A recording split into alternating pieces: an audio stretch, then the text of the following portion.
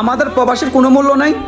একটা কুকুরের যেমনটা মূল্য আছে, আমাদের প্রবাসী ভাই বোন যারা আমরা বাইরে আছি, আমাদের তো তেমনটা একটা মূল্য নাই।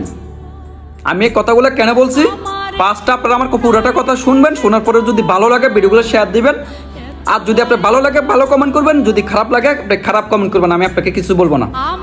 পাঁচটা কথাগুলো শুনে যাবেন। আমরা যে প্রবাসটা করি, বিদেশটা করি, আমাদের জন্য তো প্রবাসটা করি না। আমরা তো পরিবারের মুখে ফাঁসি ফুটাবার জন্য আমরা প্রবাসটা করি। আমরা চাচ্ছি আগে আমার বাপ চাচারা বাংলাদেশ স্বাধীন করছে, যুদ্ধ করি, তারা যুদ্ধ করছে একবার, তাদেরকে বাংলাদেশের সরকারে তাদেরকে প্রতি মাসে ভাতা দেওয়া হয়।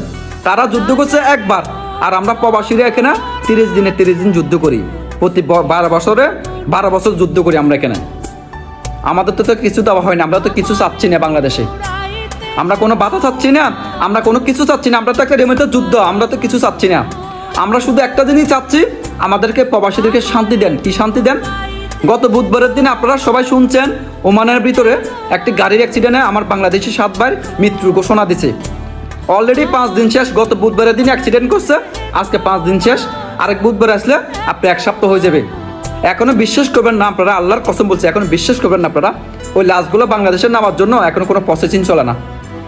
কেন? ওরা একটা রেমিদের যুদ্ধ ছিল না, ওরা বাংলাদেশের জন্য পরিশ্রম করে নাই, ওরা মাস শেষে যে স্যালারিগুলো পাইছে স্যালারিগুলো বাংলাদেশে পাঠা নাই।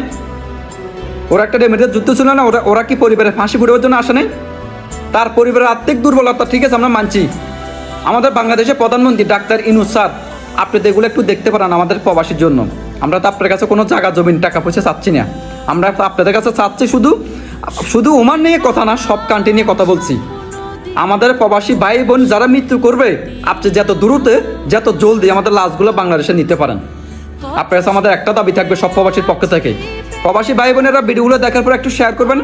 আর আমি সব প্রবাসীর পক্ষ থেকে বলছি, বাংলাদেশের প্রধানমন্ত্রী ডাক্তার ইউনূস স্যার আপনাকে বলছি, আমার ওই ওমানের যে ভাইগুলো মৃত্যু করা হয়েছে, আপনি তাদের লাশগুলো নেওয়ার জন্য যত দ্রুত আপনি চেষ্টা করতে পারেন। তারা পরিবারের মনে হয় আর্থিকতা দুর্বল আছে, আপনি জানেন এক্ষেত্রে লাশগুলো পাঠাবার জন্য অনেক টাকার প্রয়োজন। শুধু এই লাশগুলো না, আমার প্রবাসের মাটিতে যদি কোনো ভাই মৃত্যু করা হয়, প্রবাসী ভাই বোন যদি মৃত্যু করা হয়, আপনি আমাদের জন্য এই জিনিসটা করে যাবেন। সব ভালো থাকবেন। আল্লাহ হাফেজ। আসসালামু আলাইকুম।